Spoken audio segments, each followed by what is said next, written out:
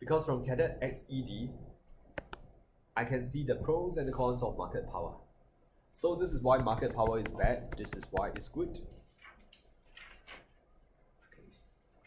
Market power is bad because consumer surplus drops, since there will be higher price and lower output. Market power is bad because AE is lost. Why is AE lost?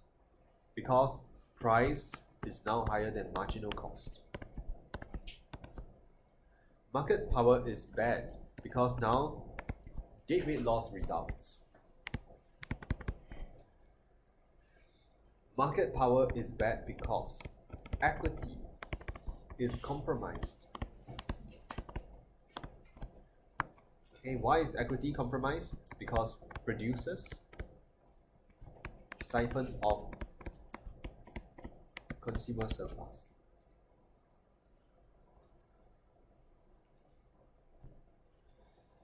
Then the T here is like a commercial break. It's just to remind you, oh, you have to explain the theory of the firm.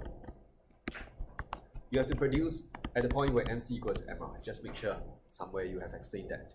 So it's assuming they are profit driven. Profit motivated. Okay. X is for you to say that X inefficiency can result if the market is dominant. Okay.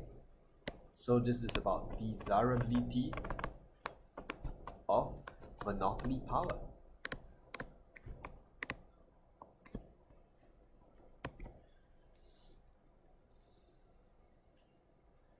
The E and the D's. Okay. In mitigation, monopoly power is not always bad because EOS, of course we are talking about internal, EOS gains can result in lower price and higher output.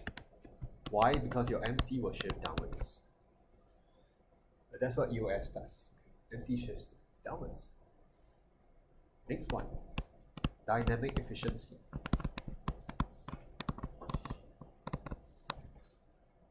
Because your dominant firms can accumulate supernormal profits in the long run. So when there's dynamic efficiency, you can result in cheaper or better quality products.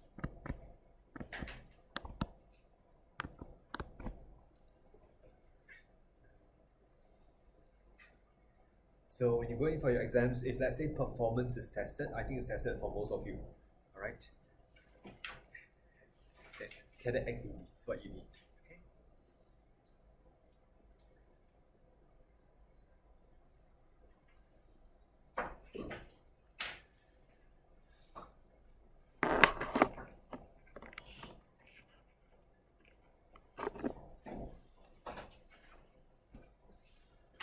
For the common test, we're still not expecting very unorthodox questions, like a question of contestability. When they come out with this, I don't think so. At least not in your first serious common test. But who knows, right? If let's say there are whispers going around that this will not be easy, then of course later I'll talk a little bit about contestability just in case. Okay. But you see, when there's part B, I always say 15 marks is not 15, it's 10 plus 5, right? So the answer is not complete unless you measure its compatibility with your level 3 marking scheme, alright? And evaluation. Okay? So we need to check against BCC as well as the evaluation criteria. A level 3 answer needs balance. You need two sides. And I think this very nicely brings out the balance. Cadet versus ED. Some of you are wondering what is XED? Well, some school notes show cross elasticity as XED. Right? Your notes may show you CED, but it's the same. Okay? So that's why I chose this XED. So balance is here. Not worried about balance. Content, which is DDEE. Now, in terms of definitions, make sure you know how to define things like AE. define things like X inefficiency, define EOS, define dynamic efficiency. Yes, definitions get you marks. They get you content rigor. Or should I say, lack of definitions will cost you marks. Okay? Whichever shows the importance. Okay. How do you show this on a diagram? Well, there are actually two diagrams you can choose from. Okay? The more popular one is this.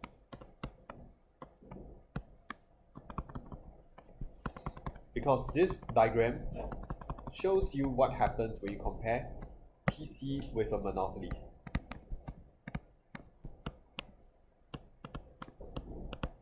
And then it shows you dead weight loss. MC, AR, MR. Okay? You have seen this before, PC versus monopoly. Well, the second one you can show is this one.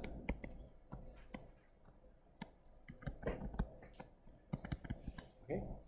So this is actually showing you a dominant firm versus a not so dominant one. Okay? From here you can also get a sense, oh, the gap between P and MC is here.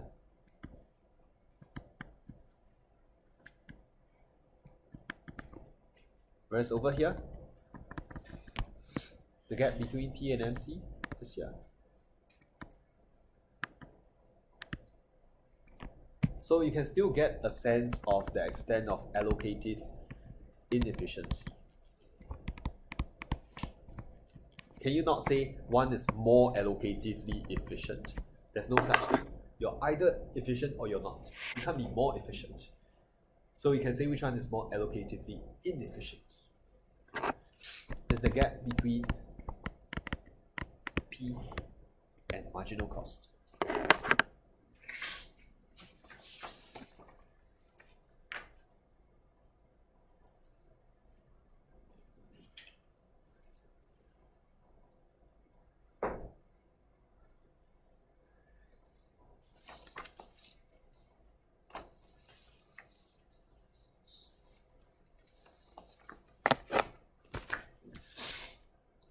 How many of you are tested on price discrimination? No. Later, there's one example. I'll just show you the approach. Okay.